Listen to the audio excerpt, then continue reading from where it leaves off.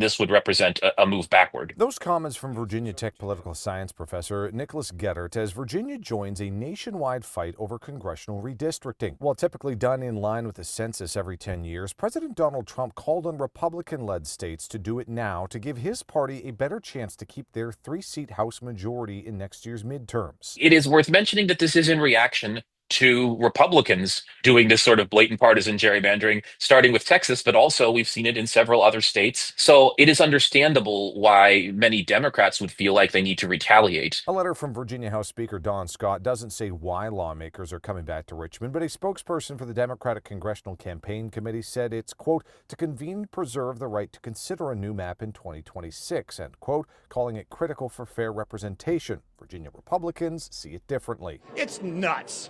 And it's a desperate political ploy, and I think it is unconstitutional. But being able to do so is a multi-step process. While other states' maps are drawn by the party in power, Virginia voters approved a constitutional amendment in 2020 to create a bipartisan commission, which led to the current maps with 6 Democrats and 5 Republicans. Virginians voted overwhelmingly for it. Why don't we let the voice of the people be the voice of the people and stop trying to usurp it? Geddert says another amendment is needed to change that current process. That requires lawmakers to first approve it in 2 sessions separated by an election, which is why they're trying to get it done before November 4th.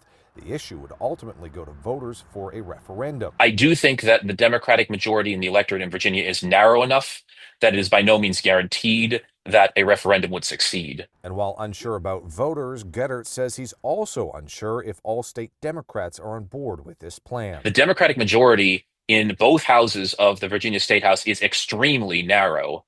They can't really afford to lose any votes. Now, Republicans argue that because early voting has already started, that this election can't count as the one between 2 sessions. Geddert says he's not under that impression, but adds there is no legal precedent that he knows of on this issue. But he adds if all of this goes through, he could see Democrats drawing a map that favors Democrats either 8-3 or 9-2.